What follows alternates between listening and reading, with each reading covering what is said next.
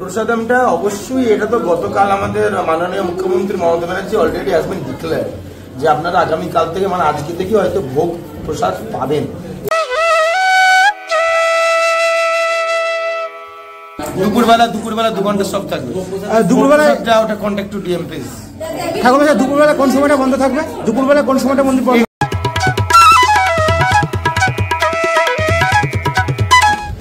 এখানে কিন্তু রথের সময় জগন্নাথ দেব, বলভদ্র, সুভদ্রা তিনজনকে রাখার জন্য পরপর 3টে রথ কিন্তু রাখা রয়েছে। হ্যালো বন্ধুরা, আর একটা নতুন ভিডিওতে তোমাদের সকলকে স্বাগত। এখন রয়েছি দীঘা জগন্নাথ মন্দিরের একেবারে ভেতরে। কালকে 30শে এপ্রিল অক্ষয় তৃতীয়ার দিন কিন্তু জগন্নাথ মন্দিরের উদ্বোধন হয়ে গেছে। আজকে হচ্ছে 1 মে। এই ভিডিওতে তোমাদের পুরো যে জগন্নাথ মন্দির সেটা তো ঘুরে ঘুরে দর্শন করাবোই, তার সাথে সাথে মন্দিরে ঢোকার কি টাইমিং রয়েছে সেই টাইমিংটা তোমাদের সাথে শেয়ার করব। আর আমরা জানি যে এই যে জগন্নাথ মন্দির, এই মন্দিরের সম্পূর্ণ দায়িত্ব কিন্তু ইসকনের উপর দেওয়া হয়েছে। তাই মায়াপুর ইসকনে আমরা যেমন দেখি যে প্রসাদমের ব্যবস্থা থাকে, সেরকম কি এখানে প্রসাদমের ব্যবস্থা রাখা হয়েছে? আর যদি রাখা হয়ে থাকে তাহলে কবে থেকে সেটা চালু হবে, কীরকম কি প্রাইস পড়বে, সম্পূর্ণটা তোমাদেরকে এই একটা ভিডিওর মাধ্যমে দেখানোর চেষ্টা করব। তাছাড়া তোমরা কোথায় জুতো রাখবে, কোন গেট দিয়ে ঢুকবে, সবটাই থাকবে কিন্তু এই ভিডিওর মধ্যে। চলো বেশি কথা না বলে মূল যে ভিডিও সেটা তাহলে শুরু করা যাক। জয় জগন্নাথ বলে। এই যে এটা গেট নম্বর 6, গেট নম্বর 6 দিয়ে কিন্তু ভক্তদের আপাতত ভেতরে প্রবেশ করতে দেওয়া হচ্ছে। এই হলো গেট নম্বর 6। আর এর ঠিক উল্টো দিকেই রয়েছে কিন্তু জুতো রাখার জায়গা। এখানে কিন্তু জায়গা রয়েছে যেখানে আপনারা নিজেদের জুতো রেখে তারপরে কিন্তু ভেতরের দিকে প্রবেশ করতে পারবেন। আর আপাতত আমি যেদিন অন্তত ভিডিও করছি সেদিন অবধি অন্তত মোবাইল রাখার জন্য নির্দিষ্ট কোনো জায়গা করা হয়নি। তাই আপাতত মোবাইল নিয়ে কিন্তু ভেতরের দিকে ঢুকতে দেওয়া হচ্ছে। এবার পরবর্তীকালে হয়তো সেটা চেঞ্জ হতে পারে। দেখতে পাচ্ছ এখানে জুতো রাখার জায়গা রয়েছে, সবাই কিন্তু জুতো রেখেছে এখানে। এবার সরাসরি একেবারে মন্দিরের ভেতরে গিয়ে তোমাদের সাথে কথা বলবো।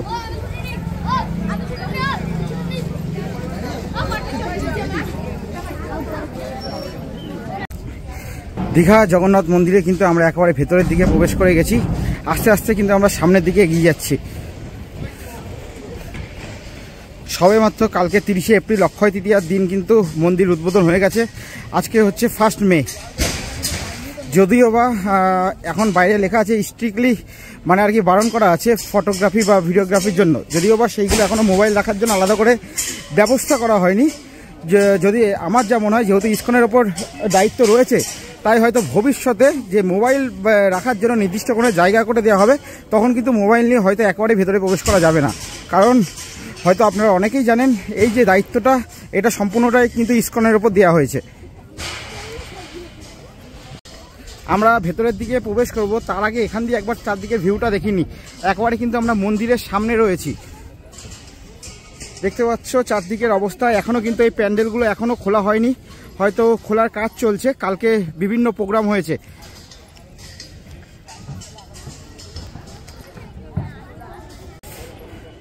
ভেতরে কিন্তু মন্দিরের এরিয়া অনেকটাই বড় ভেতরে মন্দিরের এরিয়া।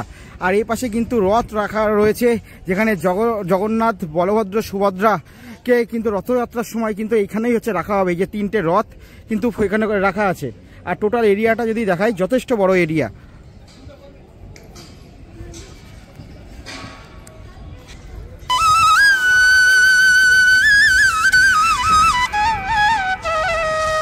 আমরা কিন্তু মন্দিরের ভেতরের দিকে প্রবেশ করছি।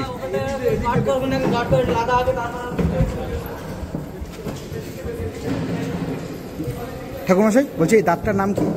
এই দ্বারটার নাম সিংহদুয়ার, তাই তো? আমরা এখন সিংহদুয়ারের ভেতরে রয়েছি। এখান দিয়ে একটু চারদিকটা একবার দেখাবো। হ্যাঁ স্যার, এই যে ওপরের দিকটা দেখো যে কত সুন্দর, অসম্ভব কিন্তু সুন্দর লাগছে। আর এই যে দ্বারটার মধ্যে এখন আমরা রয়েছি এটা কিন্তু সিংহদ্বার। এখানে একটু জুম করে ভগবানকে দর্শন করাবো। এই যে জুম করে ভগবানকে দর্শন করালাম, এবার আমরা বাইরের দিকে বেরিয়ে যাব। দেখো অসম্ভব কিন্তু সুন্দর লাগছে।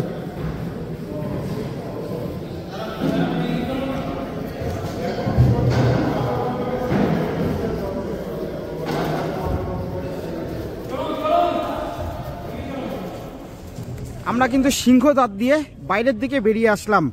আর এবার যে পরবর্তী দ্বার রয়েছে সেদিকে আমরা প্রবেশ করব। দেখো এদিক দিয়েও যদি আরেকবার ভালো করে টোটাল এরিয়াটা দেখাই, দেখো যথেষ্ট বড়, যথেষ্ট বড়। এই হচ্ছে টোটাল এরিয়া। আমরা এবার ভেতরের দিকে প্রবেশ করব।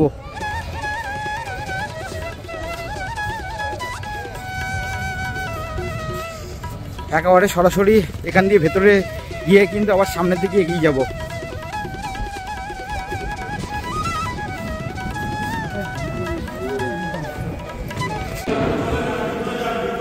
এবার আমরা এখানে ভেতরের দিকে প্রবেশ করছি।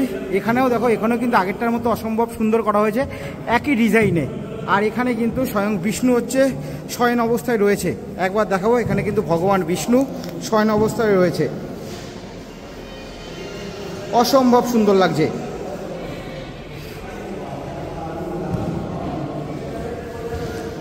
এবার আমরা বাইরের দিকে বেরিয়ে সামনের দিকে এগিয়ে যাব।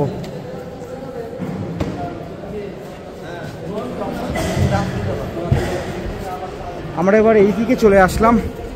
এখানে অনেক মানুষ কিন্তু আপাতত ফটোগ্রাফি করছে, কিন্তু আমি আবারও বলি, যেহেতু ইসকনের উপর দায়িত্ব দেওয়া হয়েছে, আমার মনে হয় ভবিষ্যতে হয়তো ফটোগ্রাফি সম্পূর্ণরূপে বন্ধ করে দেওয়া হবে।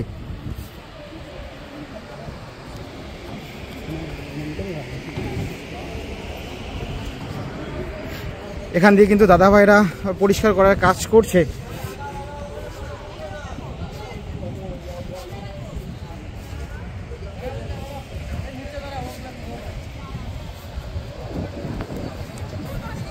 কালকে যে অনুষ্ঠান হয়েছে সেই ফুলের মালাগুলো কিন্তু এখনও পরপর কিন্তু ঝোলানো রয়েছে। আর প্রত্যেকটা মালার সাথে কিন্তু একটা ছোট ছোট ঘন্টার মতো ঝোলানো রয়েছে। আমরা এবার এইখানে ভেতরে প্রবেশ করব।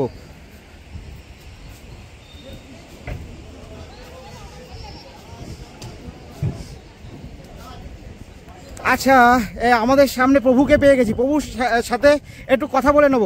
প্রভু, সবার প্রথমে জিজ্ঞাসা করবো, ইসকনেরকে যে এত বড় একটা দায়িত্ব দেওয়া হয়েছে, এতে আপনাদের কেমন লাগছে? ভালোই লাগবে। পৃথিবীতে যত নগরাদি গ্রাম সর্বত্র হইবে মোর নাম, এই উদ্দেশ্য আমাদের।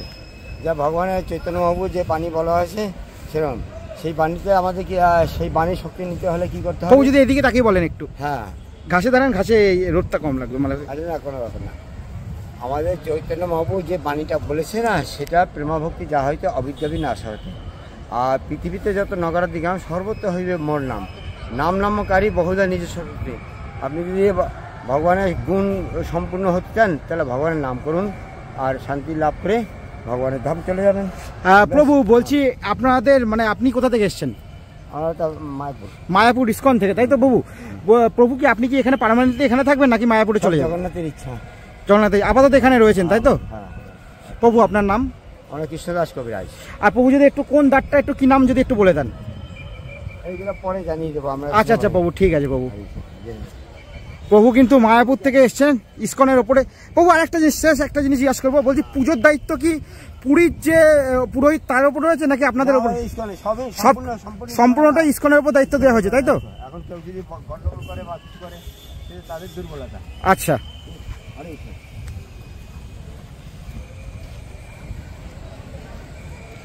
এই যে টোটাল ভিউটা তোমাদেরকে কিন্তু দেখাচ্ছে একেবারে ভেতর থেকে।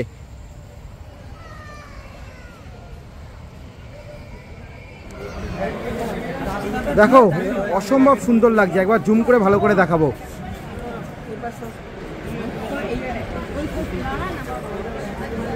এবার সিঁড়ি দিয়ে কিন্তু আমরা উপরের দিকে উঠে যাব।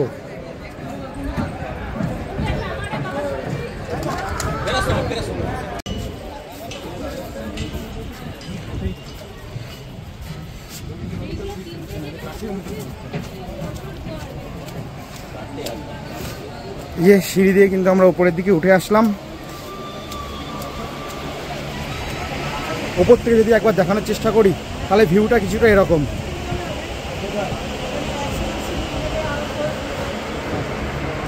উপর থেকে পুরো ভিউটা একবার তোমাদেরকে দেখাচ্ছি। এবার ভেতরের দিকে প্রবেশ করব। এই কক্ষটা কিন্তু আরো বড়,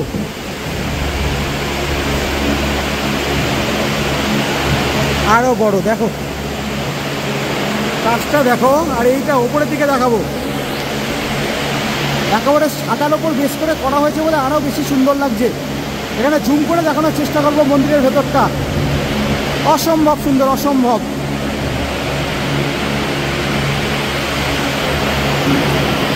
একেবারে সরাসরি মন্দিরের ভেতরে রয়েছে এই মুহূর্তে আমরা। এগুলো কিন্তু আপাতত বন্ধ রয়েছে, দেখতে পাচ্ছি এগুলো আপাতত বন্ধ রয়েছে দরজাগুলো। এখান দিয়ে একবার পুরো ভিউটা তোমাদের দেখালে বুঝতে পারবে যে এই লোকেশনটা মোটামুটি, এই জায়গাটা মোটামুটি কতটা বড়। দেখো পুরো এরিয়াটা যথেষ্ট বড়, যথেষ্ট। এবার আমরা আরো সামনের দিকে এগিয়ে যাব। হ্যাঁ হ্যাঁ, এই জায়গাটা দেখো, এই জায়গাটাও কিন্তু আরো বেশি সুন্দর। কত সুন্দর সুন্দর করে ডিজাইন করা হয়েছে, একটু ক্লোজলি দেখানোর চেষ্টা করব। ডিজাইনগুলো কিন্তু অসম্ভব সুন্দর করা হয়েছে। টোটালটাই কিন্তু এই যে ডিজাইন করা হয়েছে, টোটালটাই কিন্তু পাথরের ওপর বেস করে। পুরো জায়গাটা যদি দেখাই, দেখো এই সাইড থেকে পুরো জায়গাটা তোমাদেরকে দেখানোর চেষ্টা করছি। আচ্ছা আচ্ছা,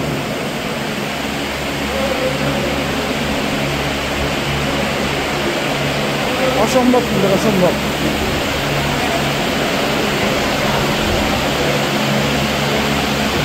এবার আমরা সামনের দিকে এগিয়ে যাব। সামনের দিকে গিয়ে একেবারে ভগবানকে তোমাদেরকে দর্শন করাবো। এই যে এইখানে, এইটাই কিন্তু, এই কক্ষেই কিন্তু ভগবান রয়েছে। একেবারে ভেতরের দিকে গিয়ে ভগবানকে দর্শন করাবো। এখন যেখানে রয়েছি এখানেই কিন্তু ভগবানকে রাখা হয়েছে। দেখো কিন্তু প্রচুর ভক্তের ভিড় এই মুহূর্তে ভেতরে রয়েছে। আর জায়গাটা দেখাবো, যথেষ্ট বড়, যথেষ্ট বড়। এখানেও কিন্তু আগের যে দেখালাম কক্ষটা, ওর মতো কিন্তু এখানেও সেম ডিজাইন করা হয়েছে। আর আবারও বলি, সম্পূর্ণটা কিন্তু পাথরের ওপর বেস করে করা হয়েছে। একটু ওপরটা যদি ভালো করে দেখাই,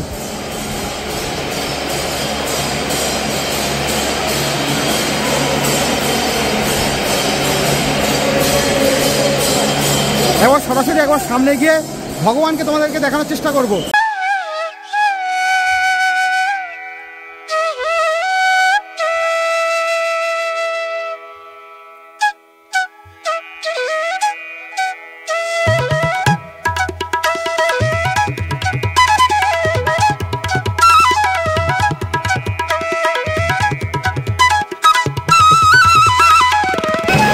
আর মন্দিরের গায়ে দেখো কত সুন্দরভাবে ফুলের মতো করে ডিজাইন করা হয়েছে। যদি পরপর দেখাই, দেখো কিন্তু অসম্ভব সুন্দর লাগছে। এখন কিন্তু আমরা এখান থেকে বাইরের দিকে বেরিয়ে যাব। এই যে সরাসরি কিন্তু আমরা এখান থেকে বাইরের দিকে চলে যাচ্ছি।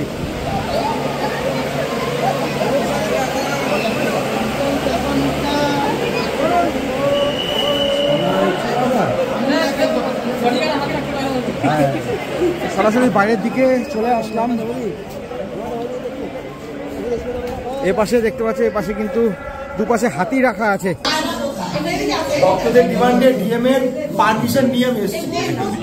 আচ্ছা, বলছি যে এখানে যে ইসকনের উপর যে দায়িত্ব দেওয়া হয়েছে, আপনাদের কেমন লাগছে? আই এম ভেরি গ্ল্যাড, কারণ ইসকন এমন একটি সংস্থা যেটা অলাভজনক সংস্থা এবং যাদের কাছে কোনো রকম পান্ডা সিস্টেম নেই। আমরা জানি যে মায়াপুরে কোনো পান্ডা সিস্টেম নেই, তো আমি জানি না এখানে আদৌ পান্ডা সিস্টেম চালু হবে কিনা। তবে আমি এটুকু রিকোয়েস্ট করব যে আমাদের ইসকনের প্রভুদেরকে, যে দেখুন আমরা তো বাঙালি, আর স্পেশালি আমরা বাঙালির একটুখানি নামগোত্র দিয়ে পুজো দিতে অভ্যস্ত। আর এটা আমাদের একদম যেহেতু বাড়ির কাছের মন্দির হয়ে গেল, আমি বলবো যে পান্ডাদের কোনো রকম দক্ষিণা ধার্য না করে, যে না 100, 200, 500 কোনো ডিমান্ড কিছু না, একটা পুজোর ব্যবস্থা চালু করা হোক নামগোত্র দিয়ে, খুব ভালো হবে এটা। আর এমনিতে ওভারঅল অবশ্যই হরে কৃষ্ণা, ইসকনের উপরে আর কোনো কথা হতে পারে না। নারায়ণ না। আর ঠাকুর আর একটা কথা জিজ্ঞাসা করবো, যে পুজোর সম্পূর্ণ দায়িত্ব কি যদি হয় সেটা কি ইসকনের উপরেই দেওয়া হবে, তাই তো? দিয়েছে তো, টোটাল দিয়ে দিয়েছে, মানে পুজোর কথা শুনছিলাম যে টোটাল বলি ইসকনের উপরে টোটাল যে ডিভোশনাল ব্যাপারটা, পুজো পাঠ থেকে শুরু করে তোমার ভোগ বিতরণ থেকে শুরু করে তোমার আরতি থেকে শুরু করে ঠাকুর রিলেটেড যা কিছু সব ইসকনই করবে, সব ইসকন। আপনার নাম? এখানে সরকার কি করছে, আমাদের ট্রাস্ট করে দিয়েছে। আমাদের মহোদয় যে চিফ সেক্রেটারি স্বয়ং এখানে দায়িত্বে আছেন।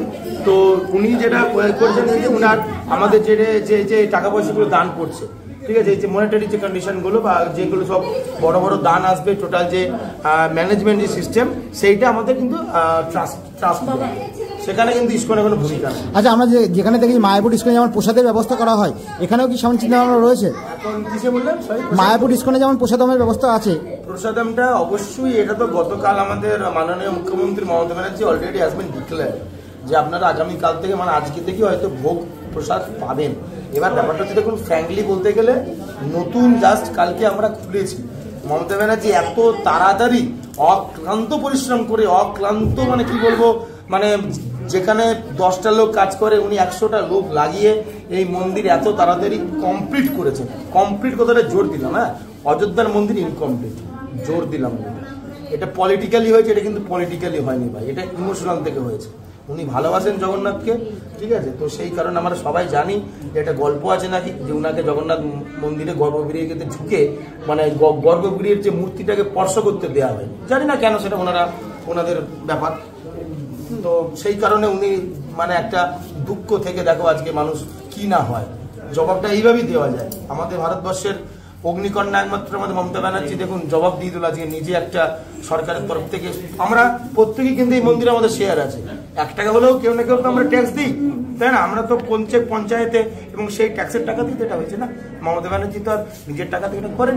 তো it is a really great opportunity. আমাদের এরকম মমতা ব্যানার্জির মতো লিডার দরকার, যে আপনাকে কোনো প্রেশার না দিয়ে, চাপ না দিয়ে আপনার কাছ থেকে দেখুন আমাদের 70 কোটি 80 কোটি জনসংখ্যা, যদি 1 টাকাও দেওয়া হয় 70-80 টাকা ডোনেশন হয়, তো সেখান থেকে দেখুন আজকে এত বড় মন্দির করে দিয়েছে। কত গরিব মানুষের পুরী জগন্নাথ যাওয়ার টাইম নেই, তো এত সুন্দর এনভায়রনমেন্ট, পরিবেশ খুব ভালো লাগছে আমার। আই এম ভেরি ইমোশনালি যদি বলেন খুবই হ্যাপি আছি, যদি বলেন ডিভোশনালি খুব অ্যাক্টিভ আছি, যদি বলেন যে ইকোনমিক্যালি স্ট্রং আছে। Thank you. ঠাকুর সাহেব, আপনার নাম? অতনু শাস্ত্রী।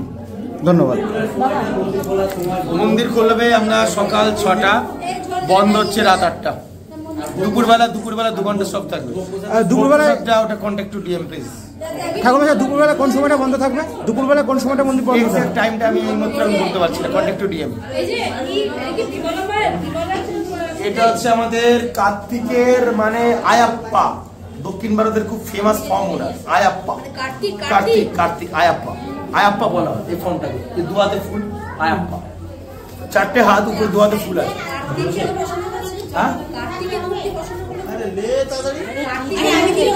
আর এখান থেকে যদি তোমাদেরকে ধ্বজাটা দেখায় তাহলে দেখতে পাবে এই হচ্ছে পুরীর জগন্নাথ মন্দিরের মতো কিন্তু এখানেও ধ্বজা রয়েছে, আর এই ধ্বজা কিন্তু প্রত্যেক দিন পরিবর্তন করা হয়।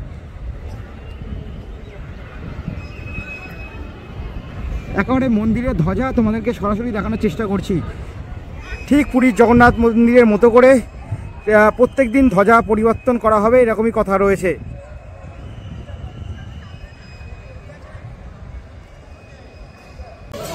এই সাইডে আমাদের সবকটার দ্বারের ভেতরে প্রবেশ করা হয়ে গেছে। এবার এই দিক দিয়ে কিন্তু আমরা শেষ আর একটা দ্বার রয়েছে, সেখানে আমরা প্রবেশ করব। এইদিকে আর একটা দ্বার রয়েছে, সেখানে আমরা প্রবেশ করব। তার আগে এখানেও মানুষ দর্শন করছে, একবার দেখিয়ে নেব।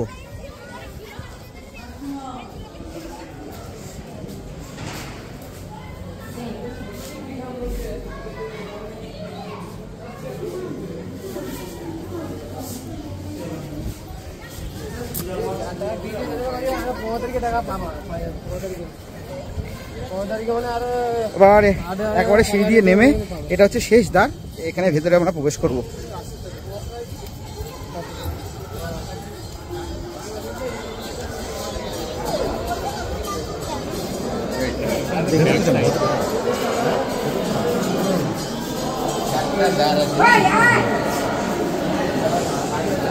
এখানেও প্রবেশ করেছি। এখানে কিন্তু প্রথমে যেগুলো দেখিয়েছিলাম সেরকমই দ্বার, এই যে ওপরটা একই রকম ডিজাইন করা, ওপরে দেখাবো। অসংখ্য মানুষ কিন্তু এখানে ভেতরে বসে রয়েছে।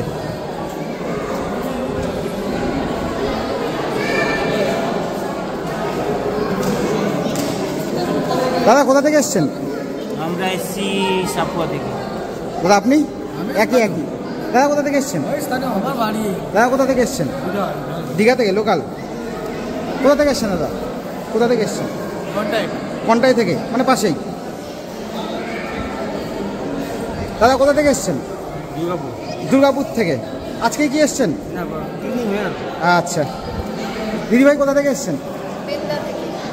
কোথা থেকে একবার বলবেন? মেদিনীপুর। মেদিনীপুর থেকে। মেদিনীপুরের কোথায়? মেদনা। মেদনা। একসাথে দিদি ভাই একসাথে এসছেন? দাদা কোথা থেকে এসছেন? উড়িষ্যা থেকে। উড়িষ্যা? উড়িষ্যার কোথায়? বালেশ্বর থেকে। বালেশ্বর থেকে এসছে। এখানে কিন্তু আরো কয়েকজনের সাথে কথা বললেন। দাদা কোথা থেকে এসছেন? কাঁথি থেকে। দাদা কোথা থেকে এসছেন? বাটানগর থেকে, কলকাতা বাটানগর। দাদা কোথা থেকে এসছেন? এখানে কিন্তু পরপর কিন্তু অনেকে বিভিন্ন জায়গা থেকে এসছে, সেগুলোকে তোমাদের কাছে শোনানোর চেষ্টা করলাম। এখানে কিন্তু রথের সময় জগন্নাথ দেব, বলভদ্র, সুভদ্রা তিনজনকে রাখার জন্য পরপর 3টে রথ কিন্তু রাখা রয়েছে।